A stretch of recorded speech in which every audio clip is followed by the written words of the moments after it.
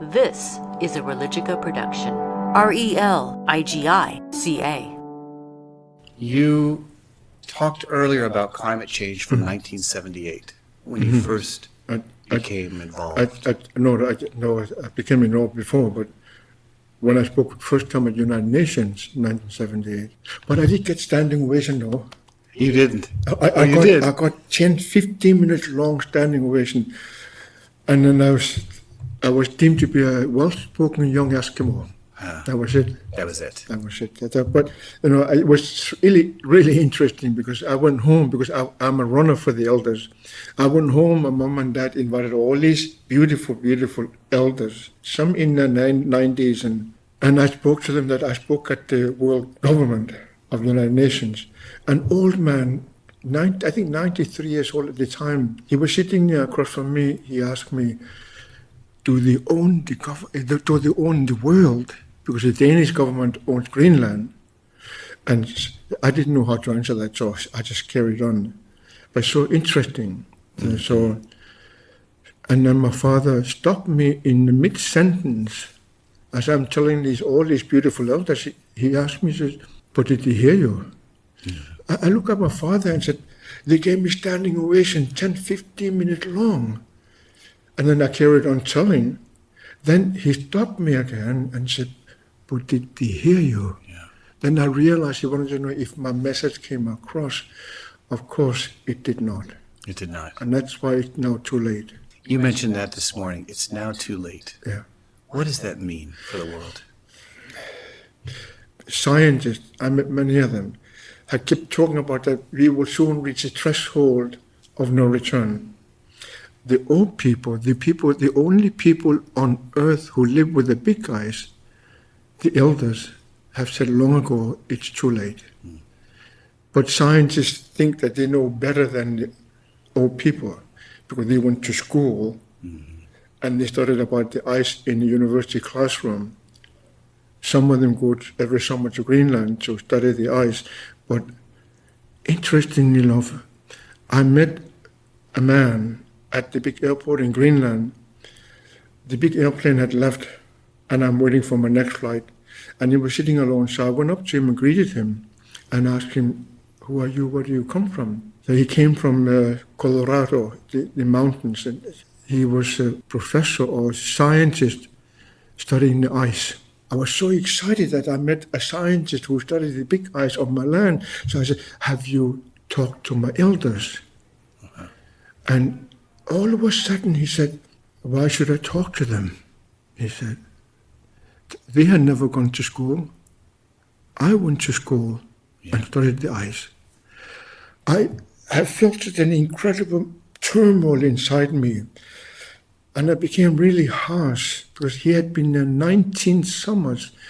I was the first Eskimo he spoke to. I was just boiling inside myself and I told him, "These old people you don't speak to, they have lived with this big ice every single day in their life. They know more about the ice than those scientists you studied with will ever know in their lifetimes." Sometimes I lose my control over myself. I made that beautiful man, whoever he is, crying. And I left him crying. Afterwards, of course, I regretted it because I don't want to be a harsh person. I want to be someone who comes from the heart and really can connect with people. But I was young. That's my excuse. I heard you speak earlier about what really needs to melt is not the ice. Yeah. Could you say a word about that? Yes. That's what I talk about in the world. The big ice is melting really, really fast. I mean, when you think of it, I just turned 71 the other day. When I was born, the average height of the ice, the thickness of the ice was about 5 kilometers. That's 3 miles. Now it's less than 2 kilometers, which is barely a mile and a half. That's a drastic change. It's so drastic. But the Antarctica ice is also melting really badly. The faster the ice on the ground is melting, the thicker the ice in our heart becomes. And that's what I was trying to get across this morning to people. We stop saying hello to each other, let alone, oh, what's your name? Where do you come from? How is your family? Where are you going? What's happening in your life? We stop talking to each other. We stop communicating with each other. We stop recognizing each other. We stop accepting each other as we are. What do we need, in terms of melting hearts, what do we need to learn from our elders on this planet? Connecting to each other. Did you know that the tribe of the Eskimo are the largest landholders of any tribe on Earth? I didn't. You didn't. That they are the largest landholders of any tribe. So they know about distances. And my father, he describes it is that the greatest distance in existence of man is not from here to Seattle, nor from Seattle to here. Nay, he says, the greatest distance in existence of man is from his mind to his heart. Unless you conquer that distance, you can never learn to soar like an eagle and realize your own immensity within. And immense you are within. But because of the frozen heart, we don't even recognize ourselves anymore, let alone the others. What is your sense about our capacity, all of us, All of us? to bridge that distance in our hearts and minds? I wish you could meet my grandmother, my father's mother. She teaches us that we are really, really big, you know. In our mind, it's absolutely enormous. And in our spirits, it's enormous. And our body has enormous capacity. So we ask her, how does it translate into our language? What does it really mean? She says, you can think of anything. Can you imagine that you can think of anything? The capacity for that. That's the capacity of you. The greater, what I like most is that she talks about the great sky of you. The great sky is your spirit. The home of your spirit is your heart. That is bigger than the big sky above us. So that means you are bigger within yourself than the big sky above you. And I think of it as that you really must be enormously capable. Yeah. And then she says, inside yourself, you are deeper than the deepest of oceans of earth. Now we have learned by science that there are two very deep oceans, one in China Sea and one in East Greenland. Both of them are 11 kilometers deep. That's 33,000 feet deep. But my grandmother says, you are deeper than the deepest of oceans of earth inside yourself. That means you must be really, really deep. That's the depth we have. But do we understand it, let alone comprehend it? No, we don't understand it, let alone comprehend the significance of what you carry within yourself every single day. If I'm in that train station in Munich or on a street in Seattle or anywhere, Yeah. it means that the person next to me also has that kind of depth in and around them. Exactly. What a loss. Isn't that amazing? The beautiful gift we have from this great one. We have not learned to use it because we don't understand the significance of it. We think everything is better out there, not realizing the best is within. In addition to this, what is it that you would like, when you think of the next 3 or 4 years, to those people who are listening, what is it you want them to remember about what's happening to the world and how they can help respond to that? I hope you have a couple of days to talk to me about it. I'd love to do that. You know, it's really interesting what's happening in the world. We are influenced by words. And the way we hear words are all different from one ear to the other. But we understand things differently to the sounds, the volume, to the meaning of it, and so on and so on and so on. So the same words will come to us differently. And our understanding will be developed from that idea. And we have really become confused. We stop listening to ourselves. because we've been told to listen to the others. But the others are important, but you are far more important than everyone else. So, but you forgot to listen to yourself.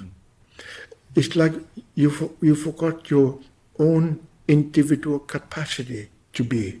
Could you say something about the power of prayer, the importance of prayer for helping us center in the greatness that's a part of ourselves?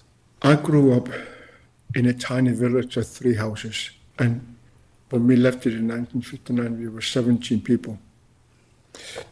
So there was no churches of Lutheran Christianity. There was no white people from outsiders. It was just our family. And it was really, I'm so privileged I grew up the first 12 years of my life there with our grandmother. It's so amazing. She taught us that we should talk to him, the man who made us. And she taught us that we can actually say anything to him. And when we became teenagers, we said, can I be angry at him? And my grandmother would say, yes, you can be angry at him. You can say anything to him. And we asked him, how come? Because he's bigger than you. He can take whatever you tell him. Because he loves you, he will listen to you. But then she says, you can say your prayer in silence, or in words, or in chant. So I grew up knowing that I can talk to him, the man who made us, in my silence. Then I can talk to him, and I can say absolutely anything to him. Why? Because he's bigger than me. He can take whatever I say to him and still accept me and love me. And he will help and guide me and assist me, whatever I need to do. Then they chant. Every prayer, I would say, I give it my breath. Because my grandmother says, when I give it the breath, then it goes to him, the man who made us. Then he was, oh, that comes from Angaangaq. And then he will send my prayer with the answer for my prayer to all his helpers. We don't have angels in my traditions. We have our ancestors. I just come from Italy. They have angels. You know, so interesting. So, and those helpers, which are my ancestors, will bring the answer for my prayer to where it belongs with stunning accuracy. That's the capacity of the great one. But my grandmother says, if you do not believe in yourself, it's merely words you speak. Can I just give you a little chant? Please. You know, just in the voice, because I had to travel soon. But Please, thank you. and I want to say prayers for all of us in this big gathering, because we're talking about the parliament of all religions on earth. But because we talk words, and we are lovey-dovey amongst us. But when we go home tonight, because of different religions, people will be killed. Because the way they are, they will be killed. Because the way they think, they will be killed. Because the way they spoke, they will be killed. It is as though human life doesn't really matter. And it's so sad. The only country on earth where people live where there has never been war is Greenland. That's the only country on earth where there has never been war. And it happened to be the oldest crust of earth. So that she has the energy of Mother Earth when she was born. So with that regard, I want to say a little prayer for you and your family. Thank you. And then Judy and her family, and me and my family.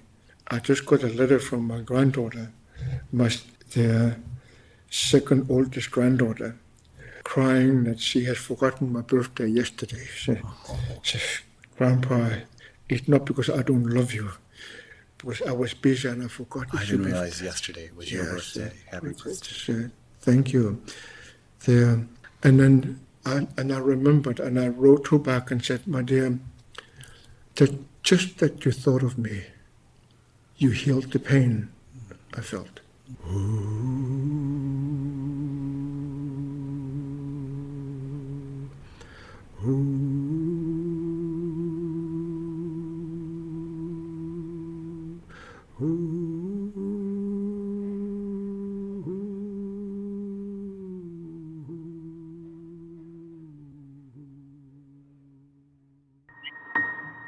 podcast was made possible by Religica allies.